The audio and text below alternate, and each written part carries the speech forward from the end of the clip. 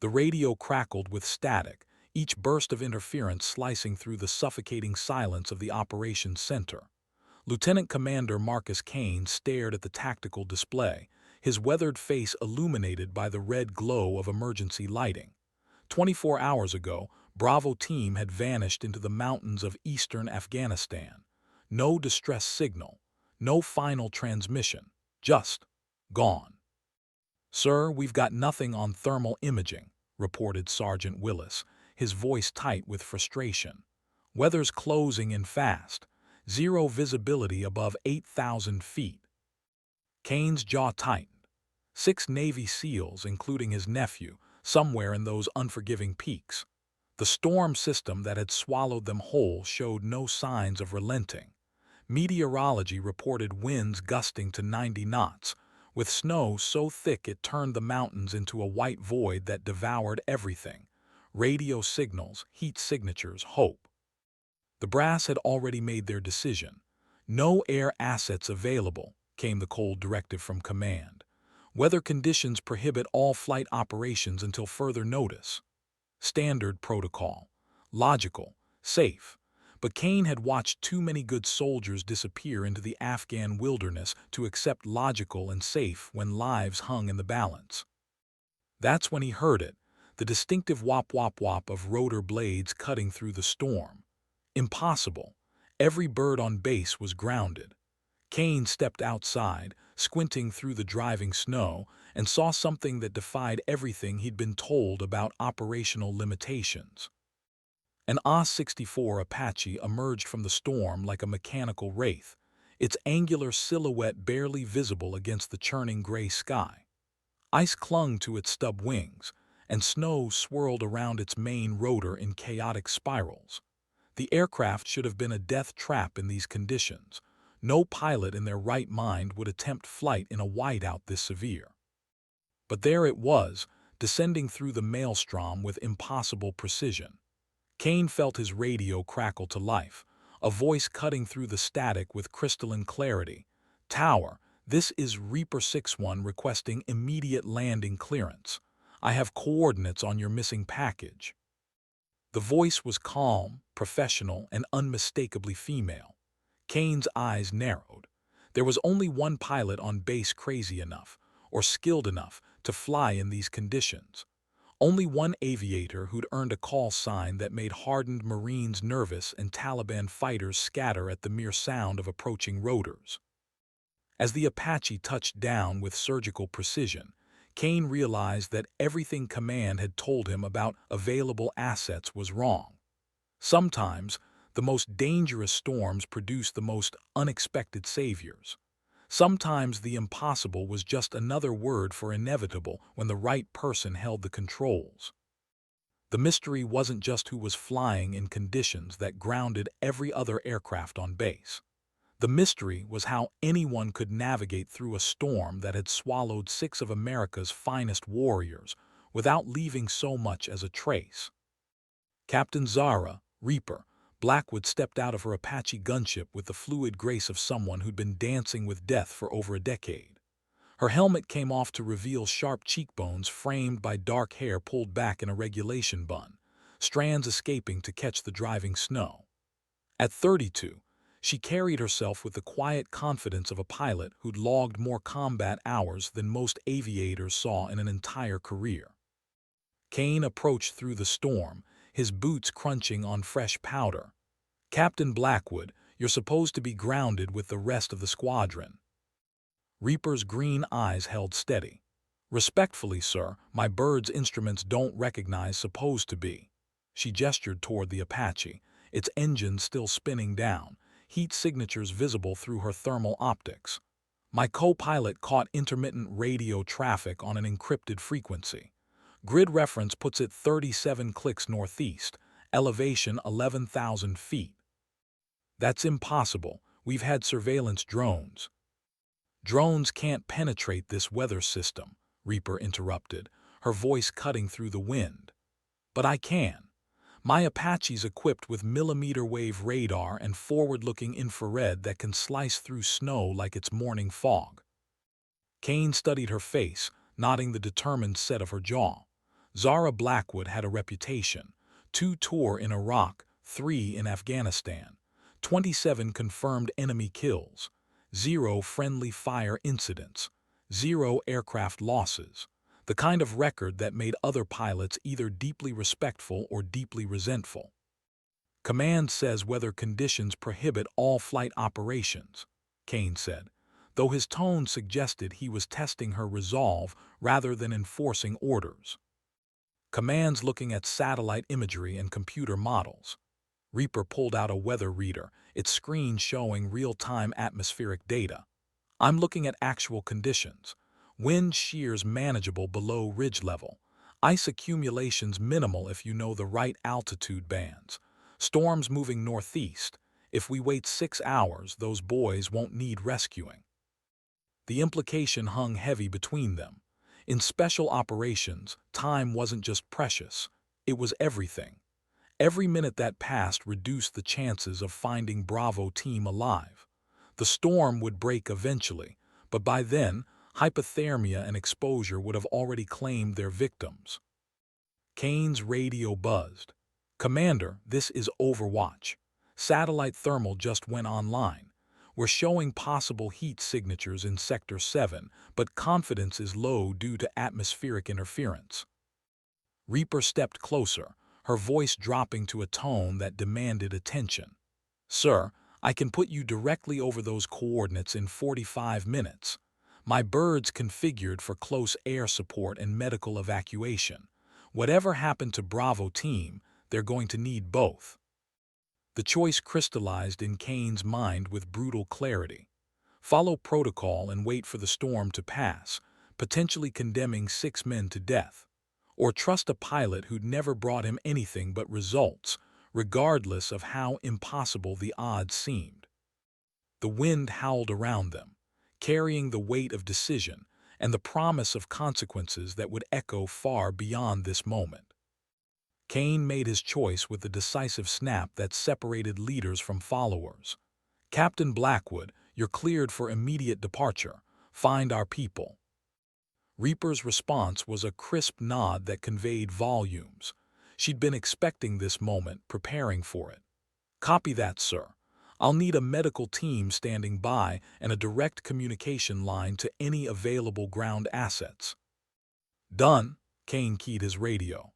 "Medical, prep a trauma team for cold weather casualties. Communications, establish a dedicated channel for Reaper 6-1 and patch her directly to me." As Reaper moved toward her aircraft, Kane caught her arm. "Captain, I need to know, what makes you think you can find them when everything else has failed?" For the first time since landing, Reaper's professional mask slipped slightly, revealing something personal beneath. "Because I've been exactly where they are, sir. 3 years ago, Hindu Kush Mountains. My crew went down in weather just like this. Someone came for us when everyone said it was impossible." She didn't elaborate, but Kane understood. Combat created debts that could only be repaid in kind. Reaper climbed back into her Apache with the fluid efficiency of someone performing a ritual that had saved lives before. The aircraft lifted off into the teeth of the storm, its rotor wash sending snow swirling in violent spirals.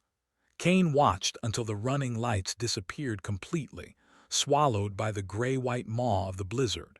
His radio crackled immediately. "Tower, this is Reaper 6-1, switching to tactical frequency. Beginning search pattern at coordinates Lima 77. The coordinates placed her directly in the heart of the storm system, where wind speeds exceeded safe operational limits and visibility dropped to 0. Standard doctrine called for immediate abort, but Reaper had never been standard. Kane returned to the operations center, where his team monitored multiple screens showing weather data, satellite feeds, and radio frequencies. The storm dominated every display, a swirling mass of white chaos that should have made flight impossible. "Sir," called out Specialist Rodriguez from the communications station, "I'm picking up Reaper's transponder signal.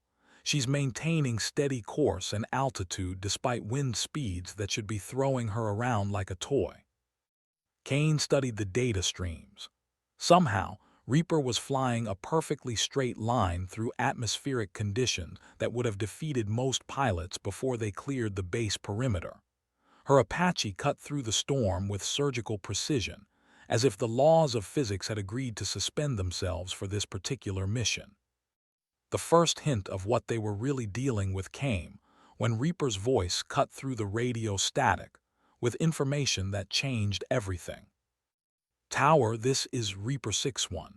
I'm detecting electromagnetic interference consistent with active jamming equipment. Someone doesn't want these boys found. Beginning counter-surveillance protocols. Kane felt ice that had nothing to do with the storm settle in his stomach. Bravo team hadn't simply gotten lost in bad weather. They'd walked into something that someone was working very hard to keep hidden. The storm was about to become the least of their problems. Reaper's Apache sliced through the mountains like a predator navigating familiar hunting grounds. Her hands moved across the controls with unconscious precision, making minute adjustments that kept the aircraft stable despite wind gusts that would have sent most helicopters tumbling into the peaks below. Reaper 6-1 Tower, we're showing extreme turbulence at your altitude. Recommend immediate descent to safer airspace. Negative Tower, turbulence readings are exaggerated by the jamming signatures. Actual conditions are manageable. Her voice carried the calm authority of someone who trusted her instruments more than the opinions of people safe on the ground. Through her forward-looking infrared display, the mountainscape appeared as a ghostly green terrain of heat signatures and thermal gradients. Most pilots would see nothing but confusing noise. Reaper saw a story written in temperature differentials and energy patterns. Co-pilot Martinez, you picking up those radio emissions on bearing 270. Staff Sergeant Diego Martinez, her weapons systems officer, fine-tuned his electronic warfare suite. Confirmed Reaper, sophisticated jamming array, military grade. Someone's broadcasting white noise across multiple frequencies to mask communications. This wasn't Taliban equipment. The electromagnetic signature was too clean, too powerful. This was state-of-the-art technology being used to create a communications dead zone exactly where Bravo team had disappeared. Reaper banked her Apache into a shallow turn, following the signal strength toward its source. Below them, the mountainous terrain revealed its secrets through thermal imaging. Recent aircraft activity, rotor wash patterns in the snow that hadn't been completely obscured by the storm, landing zones, footprints. Tower, I'm reading multiple heat sources at grid reference Oscar 93. Structures that aren't showing on our maps. Someone's built a facility up here. Kane's voice crackled through her headset with new urgency. Reaper, be advised we're detecting increased chatter on known hostile frequencies. You may be flying into contested airspace. Copy that, Tower, switching to stealth configuration. Reaper reduced her Apache's radar signature, flying lower and using the mountain terrain to mask her approach. The snow provided additional concealment, but it also meant she was operating with minimal margin for error. One wrong move, one miscalculation, and she'd become another casualty in these unforgiving peaks. Her FLIR display suddenly lit up with human signatures, not the clustered formation of a military unit, but scattered patterns suggesting combat. Some signatures were moving, others were ominously still. Martinez, you seeing this? Yeah, boss, looks like our boys found trouble. 6 heat signatures lay motionless in the snow, but 7 more were clustered around a structure that definitely wasn't supposed to exist. As Reaper's Apache approached, the tactical situation became clearer and more complicated than anyone had anticipated. The facility below wasn't some Taliban mountain hideout. The thermal signature showed multiple buildings, sophisticated equipment, and enough personnel to suggest a major operation. Whatever Bravo team had stumbled into, it was significant enough that someone was willing to kill to protect it. Tower, this is Reaper 6-1. I've located our package, but we've got a complex tactical situation, requesting immediate backup and medical support." Kane's voice carried new tension. "Reaper, what's your assessment?" "Sir, Bravo team has engaged an unknown hostile force at a facility that doesn't officially exist. I count multiple casualties, both friendly and enemy. And Tower." Her voice dropped to a tone that made hardened soldiers pay attention. "Whatever they found up here, it's big enough that someone's willing to start a war to keep it secret." The storm that had hidden this operation was about to become the backdrop for something much more dangerous than a simple rescue mission. Reaper dropped her Apache to nap of the Earth altitude, using every ridge and valley to mask her approach. Through her targeting system, the facility revealed itself in stark detail: concrete bunkers built into the mountainside, camouflaged communication arrays, and vehicle tracks leading to concealed hangars. "Martinez, slave the targeting pod to my helmet display. I need real-time imagery on everything down there." "On it, boss." Martinez's fingers danced across his control panel. "Thermals are showing at least 20 personnel in defensive positions. They've got our boys pinned down in a natural depression about 200 meters from the main structure." The tactical display painted a grim picture. Bravo team had taken casualties during their initial engagement and was now trapped in a killing field with limited ammunition and no cover. Every second Reaper spent gathering intelligence was another second her fellow warriors spent bleeding into the snow. But rushing in blind would get everyone killed. This wasn't some ragtag insurgent operation. The defensive positions were professionally laid out, the equipment was sophisticated, and the personnel moved with military precision. "Tower, Reaper 6-1. I need immediate intelligence on any authorized operations in this sector. What I'm seeing down here doesn't match any known friendly activities." Kane's response carried the weight of growing realization. "Reaper, negative on authorized operations. That sector's been classified as uninhabited since 2019. Whatever you found, it's not supposed to be there." The implications hit Reaper like a physical blow. A sophisticated military facility, operating in secret, in territory that was supposedly empty. The kind of black site operation that governments either didn't know about or didn't want to know about. Her targeting computer locked onto multiple heat signatures moving through the compound. Professional soldiers, judging by their movement patterns and equipment signatures. Not local fighters. These were trained operatives with access to advanced technology and unlimited resources. "Martinez, what's the armament situation on those defensive positions?" "I'm seeing crew-served weapons, boss. Heavy machine guns, possibly anti-aircraft missiles. They're equipped to handle a lot more than a six-man SEAL team." Reaper's mind raced through tactical possibilities. A direct assault would expose her Apache to concentrated anti-aircraft fire, but waiting for backup would condemn Bravo team to certain death. The storm provided concealment, but it also limited her accuracy and made precise target engagement nearly impossible. Then she spotted something that changed everything. Through the swirling snow, her thermal imaging picked up a heat signature moving independently from the others, crawling, dragging something heavy. "Tower, I've got movement from one of our friendlies. Someone's still mobile down there." Kane's voice sharpened. "Can you establish contact?" Reaper switched to the emergency frequency used by Special Operations Forces. Bravo team, this is Reaper 6-1. If anyone's listening, tap your radio twice for yes, 3 times for no." 2 distinct taps echoed through her headset. Someone was alive, someone was fighting, and Reaper was about to remind everyone why they called her the Reaper. The radio response came through broken and weak but unmistakably human.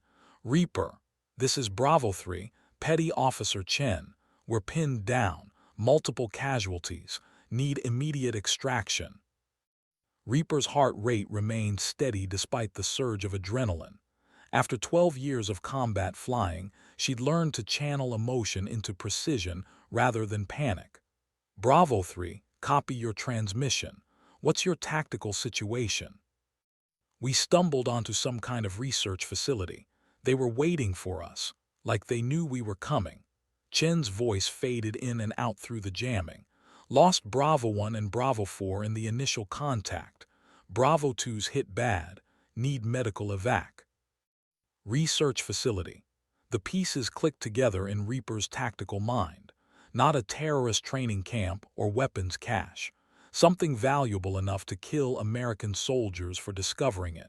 Something worth maintaining absolute secrecy about. Martinez, tag every heat signature in that compound. I want firing solutions on all defensive positions. Boss, we're looking at 20+ hostiles with prepared positions and heavy weapons. Even if we suppress them, extraction's going to be messy. Reaper studied the tactical display, her mind calculating angles, distances, and probabilities with the cold efficiency that had kept her alive through countless engagements. The storm was both enemy and ally. It concealed her approach, but also made precision targeting nearly impossible. Bravo 3, can you give me exact coordinates on your position? Negative, Reaper. GPS is being jammed. We're approximately 200 meters northeast of the main structure, in a natural depression with scattered boulders for cover. Reaper switched her targeting system to manual mode, relying on visual identification rather than GPS coordinates. Through the snow and ice, she began to pick out individual heat signatures, some moving with purpose, others lying ominously still. Tower, this is Reaper 6-1. I'm beginning my attack run. Tell medical to prep for multiple trauma cases and have a security team ready for interrogation subjects. Kane's voice carried new intensity. Reaper, you're authorized for weapons free. Bring our boys home. The Apache banked into its attack vector, its 30 chain gun rotating toward the first target. Reaper's finger hovered over the firing trigger as her targeting computer painted enemy positions with red acquisition symbols. But something was wrong. The defensive positions were too perfect, too prepared. The hostile forces weren't scrambling to respond to an unexpected threat. They were executing a predetermined plan. Martinez, those positions. They're set up specifically for helicopter interdiction. Her weapons officer's voice turned grim. Boss, I think you're right. They were expecting air support to show up. Which meant this wasn't a chance encounter. Bravo team had walked into a carefully orchestrated trap, and now Reaper was flying directly into the same killing field, exactly as someone had planned. The storm suddenly seemed less like natural weather, and more like perfect camouflage, for an operation designed to eliminate American forces without leaving witnesses. Reaper's Apache screamed over the ridgeline at 180 knots, using the terrain to mask her approach until the last possible second. The element of surprise was her only advantage against a prepared enemy force that had been expecting her arrival. Engaging first target cluster, she announced, her voice steady as her targeting computer achieved lock-on. The 30 chain gun erupted in controlled bursts, sending tungsten rounds slicing through the storm toward enemy positions. The effect was immediate and devastating. 2 heavy machine gun nests disintegrated under the precision fire, their operators eliminated before they could bring their weapons to bear on the Apache. But Reaper's tactical display immediately lit up with new threats. Missile launch, Martinez shouted. Sam, bearing 310. A surface-to-air missile streaked up from the compound, its heat signature burning bright against the cold mountain air. Reaper rolled her Apache into an aggressive evasive maneuver, deploying countermeasures as the missile passed close enough to rattle the cockpit. They've got military-grade air defense, she reported to Kane. This isn't some improvised operation. Someone equipped these people to kill helicopters. The Apache came around for another pass, but now every hostile position was alert and tracking her movement. Muzzle flashes erupted from multiple locations as small arms fire reached up toward her aircraft. Most of it went wide, but the sheer volume created a deadly gauntlet. Bravo 3, this is Reaper. I'm suppressing hostile positions. Be ready to move on my signal. Copy Reaper. We've got one mobile, dragging 2 wounded. Need 30 seconds to reach extraction point. 30 seconds. In combat aviation, 30 seconds was an eternity. Long enough for enemy forces to reposition, for additional missiles to acquire lock, for everything to go catastrophically wrong. Reaper lined up her next attack run, targeting the largest concentration of hostile forces. Her Hellfire missiles locked onto a bunker complex that appeared to be the operational center of the facility. Fox 3, Fox 3. The missiles streaked downward, their contrails barely visible through the driving snow. The explosions lit up the mountainside like artificial thunder, sending debris and heat signatures scattering in all directions. But the victory was short-lived. Her threat warning system screamed as multiple radar signatures painted her aircraft from different directions. The facility's air defense network was more sophisticated than anything she'd encountered in conventional operations. Boss, we've got multiple lock-ons. Someone down there has access to integrated air defense systems. Reaper's mind processed the tactical reality with cold clarity. This facility represented a major intelligence asset, possibly foreign military, possibly something even more sensitive. The people protecting it weren't local fighters defending their territory. They were professionals eliminating witnesses to something that couldn't be allowed to exist. Tower, this is Reaper 6-1. Whatever Bravo team discovered, it's significant enough that someone's willing to kill American servicemen to protect it. I need immediate backup and full authorization for enhanced interrogation of any prisoners. Kane's response carried new authority. Reaper, you're cleared for whatever actions necessary. Bring our people home and find out what the hell is really going on up there. The Apache dove back into the storm, its pilot determined to ensure that some secrets were too expensive to keep. The compound erupted in coordinated defensive fire as Reaper began her extraction run. Tracer rounds sliced through the storm like deadly fireflies, creating a web of intersecting fire that turned the airspace into a three-dimensional killing field. Bravo 3, I'm inbound on your position. Mark your location with infrared strobe. A small heat signature began blinking on her thermal display, Chen signaling from their defensive position.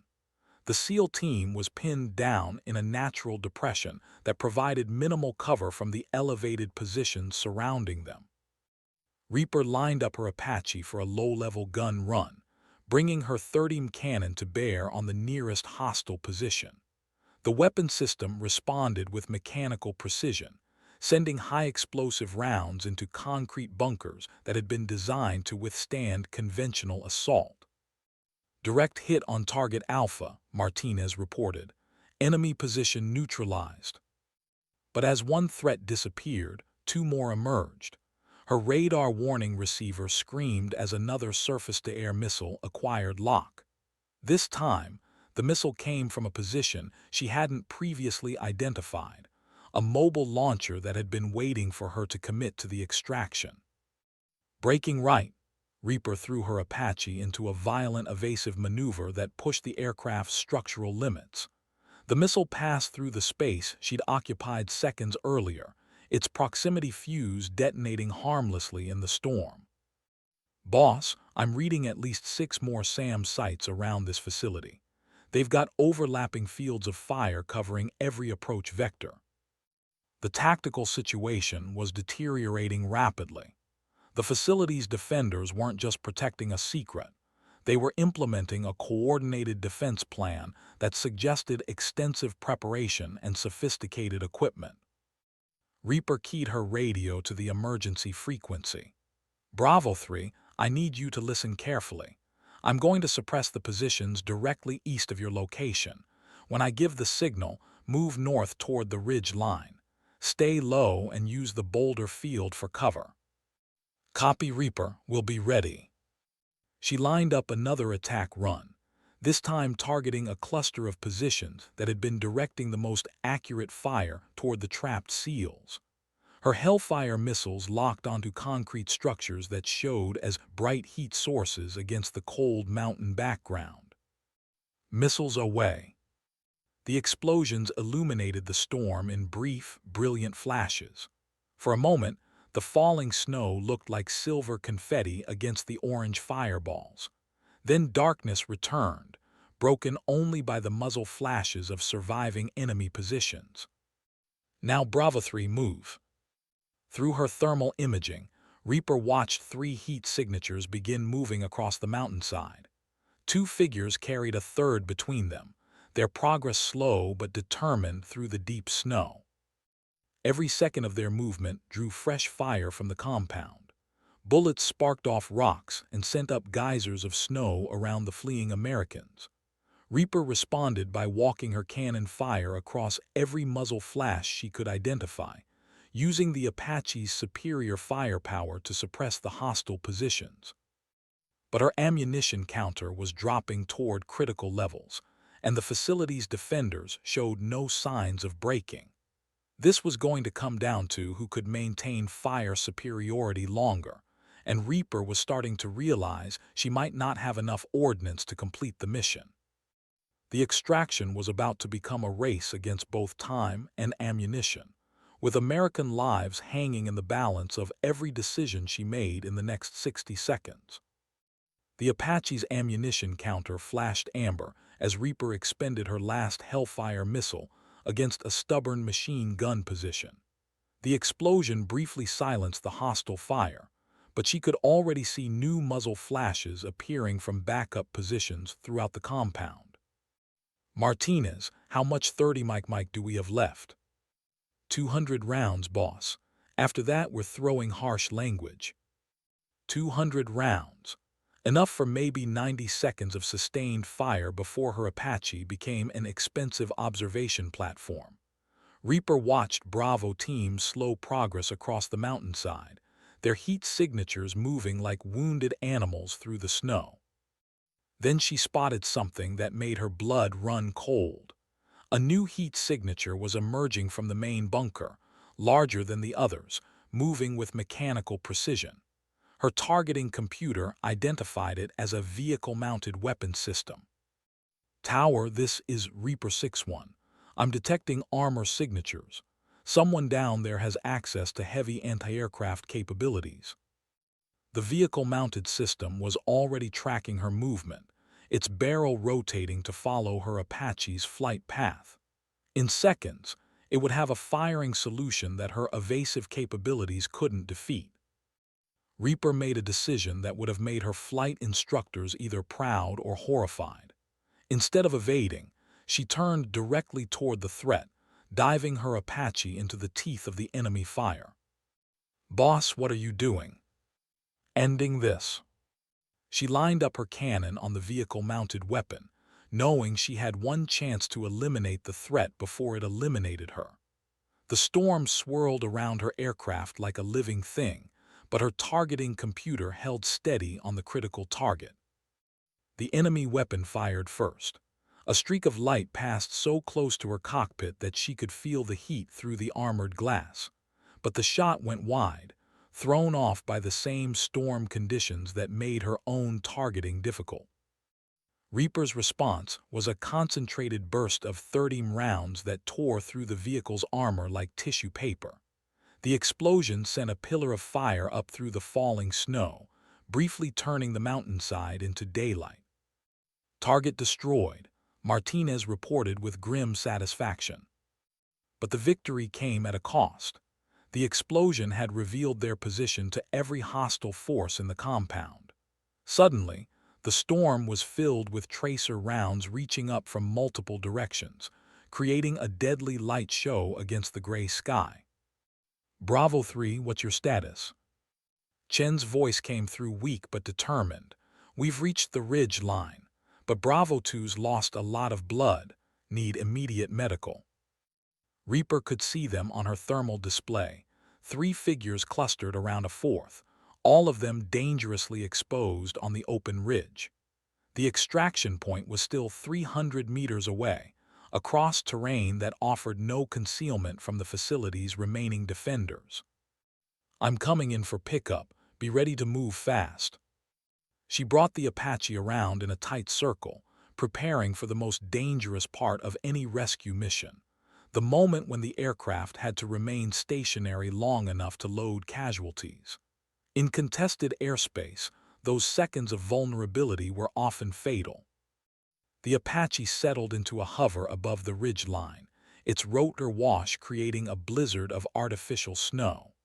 Through her side window, Reaper could see the SEALs emerging from behind the rocks, carrying their wounded teammate between them. That's when the final surprise revealed itself. As Bravo team moved toward the Apache, a new voice cut through the radio static, speaking perfect, unaccented English. "American aircraft, you are ordered to depart immediately. This is your only warning." Reaper's blood chilled. The voice wasn't Taliban or Al-Qaeda, it was American. The extraction had just become something much more complicated than a rescue mission. It had become a confrontation with forces that weren't supposed to exist, protecting secrets that weren't supposed to be kept. And Reaper was about to discover that sometimes the most dangerous enemies wore the same uniform. The American voice on the radio sent ice through Reaper's veins that had nothing to do with the mountain storm. Martinez caught her eye through the cockpit, his expression reflecting the same grim realization. They weren't fighting foreign insurgents. They were engaged with American operators conducting an unauthorized mission. "Bravo 3, get your people aboard now," Reaper commanded, her voice betraying none of the uncertainty that was clawing at her mind. Chen and his surviving teammates dragged their wounded toward the Apache, their movements hampered by deep snow and exhaustion. The injured SEAL, Reaper could see from his heat signature that he was losing body temperature fast, needed immediate medical attention. "Unknown station. This is Reaper 6-1 conducting authorized search and rescue of American personnel. Identify yourself and your authority." The response came cold and professional. "Reaper 6-1, you are interfering with a classified operation. Immediate departure is not a request." Through her targeting display, Reaper watched new movement in the compound below. Additional personnel were emerging from concealed positions, carrying equipment that her threat identification system flagged as shoulder-fired missiles. "Tower, this is Reaper 6-1. I need immediate clarification on any authorized special access programs in this sector." Kane's voice carried new tension. "Reaper, negative on any authorized operations. You are cleared to defend yourself and complete your mission." The bureaucratic language couldn't hide the reality. Reaper was caught between two sets of American forces, each claiming authority, each willing to kill to protect their version of the truth. Chen reached the Apache's cabin door, his face pale with cold and exhaustion. "Reaper, whatever they're doing down there, it's not legal. We documented everything before they hit us. The facility's processing something, chemicals, biological agents, we couldn't tell. But it's not authorized by any command structure we know about." As Chen spoke, Reaper's threat warning system erupted in alarms. Multiple radar signatures had acquired lock on her aircraft. The compound's defenders weren't bluffing about their air defense capabilities. "Everyone aboard now." The wounded SEAL was loaded into the Apache's cabin with efficient urgency, his teammates applying pressure dressings to wounds that painted the snow red beneath them. But as Reaper prepared to lift off, her radio crackled with a transmission that stopped her cold. "Reaper 6-1, this is Colonel Morrison, Special Access Programs Division. You are ordered to land immediately and surrender your passengers for debriefing." Morrison. Reaper knew that name from classified briefings. a black operations coordinator with enough authority to make soldiers disappear permanently. If Morrison was involved, this facility represented something significant enough to justify killing American servicemen to protect it. Tower, confirm Colonel Morrison's authority in this operational area. Kane's response was immediate and definitive. Reaper, I have no record of Colonel Morrison or any Special Access Programs Division having jurisdiction in your operational area. You are cleared to complete your mission by any means necessary. The choice crystallized with brutal clarity. Trust the chain of command that had sent her to rescue American soldiers, or submit to forces that operated outside normal military oversight. One path led to safety and accountability. The other led into a shadow world where soldiers vanished and questions went unanswered. Reaper made her decision with the finality of someone who'd learned to trust her instincts over authority figures. Her Apache lifted off into the storm, carrying its precious cargo toward safety while behind them, the mysterious facility's defenders prepared to ensure that some secrets would never see daylight. The Apache climbed through the storm with Bravo team aboard, but Reaper's relief was tempered by the growing realization that their problems were just beginning. The facility below represented something worth killing American soldiers to protect, and Colonel Morrison's involvement suggested resources and authority that extended far beyond a single mountain compound. Tower, this is Reaper 6-1. I've got 4 souls aboard, one requiring immediate medical attention. ETA to base is 27 minutes. Copy Reaper, medical team is standing by. But as her Apache fought through the turbulence, Reaper's radar picked up new contacts. 2 aircraft signatures, approaching fast from the south. Her threat identification system tagged them as military helicopters, but their transponder codes didn't match any known friendly assets. Martinez, you seeing this? Yeah, boss. 2 birds, probably Blackhawks, bearing 180. They're not broadcasting friendly identification. Chen's voice came from the passenger compartment, weak but urgent. Reaper, Morrison's people have been operating out of that facility for at least 6 months. Whatever they're doing, it requires complete secrecy. They won't let us reach base with what we've seen. The tactical situation was becoming clear with terrifying precision.